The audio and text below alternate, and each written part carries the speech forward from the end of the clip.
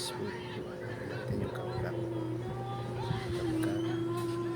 Click natin yung baso na video. Huwag natin galawin yung camera idol kaya nakapokus dun sa tubig na picture na nilagay sa baso.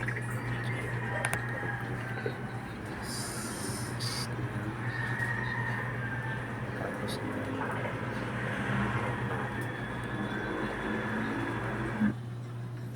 kailangan natin bayas. Gagawin natin sunod.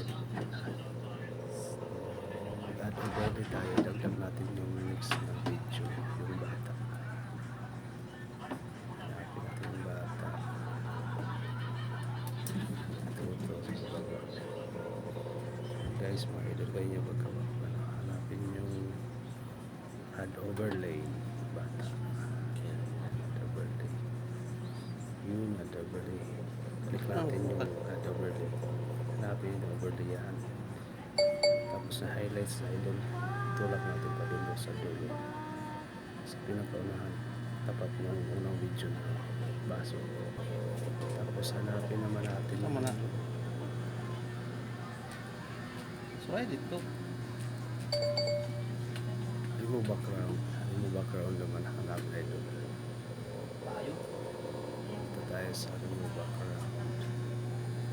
Highlights muna natin yung bata para 18,000 dikit sa baso. Yan, baso yung video idol, lagay dun sa baso yung video ng bata. Yan, mas tamang-tama i-ano mo lang na huwag lang mampas. Tapos yan, okay na, kadikit na sa baso. Ngayon sa chroma key tayo kukuha. Yan, manual brush tayo. Kasi ang switch Tsaka na natin brush yan para makuha yung baby na makuha. Hindi makuha yung ibang background. Tapos makibang ayun ang kakalabasan niya.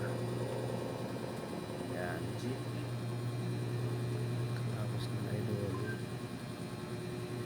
Hanapin na natin yung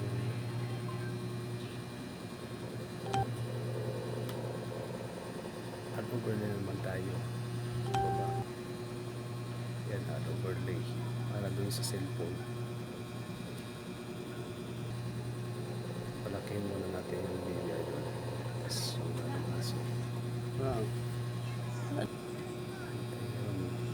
mas tayo sa mas natin para yung kunyari yung tubig takpa ng cellphone kunyari yung cellphone yung dito sa tubig mas natin pinakpa natin ang cellphone para kunyari yung tubig galing sa cellphone at yung bata sa ilalim ng tubig ng baso. Yan ang gawin na idol. Kasi yung mga sobra, delete natin yan. Delete. Kailangan pantay na. Tapos baba. Tapos yung check natin. Tapos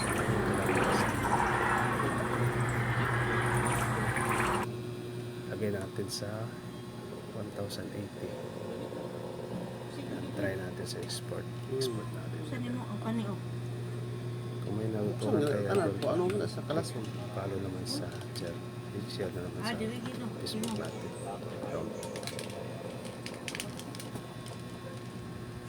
Yan, antayin natin hanggang sa matapos. Butan dito kaya ko lang bukso. Thank you for watching mga idol.